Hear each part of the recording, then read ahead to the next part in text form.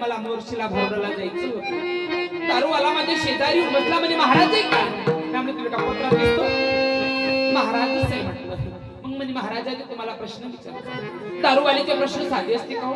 यानं मला पहिला प्रश्न विचारला म्हणजे शंकरजी कुठं असते?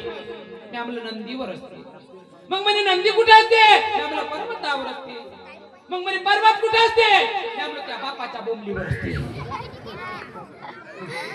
हो याला का दिवसभर सांगतच बसणार होता.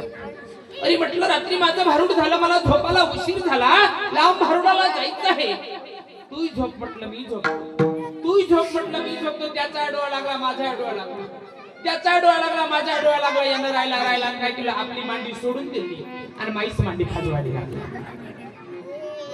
त्यालाही जागाला, त्यालाही जागाला, मलाही जागाला. महाराज म्हणे आता असा मंत्र सांगा की त्या मंत्राने माझा उद्धार होईल.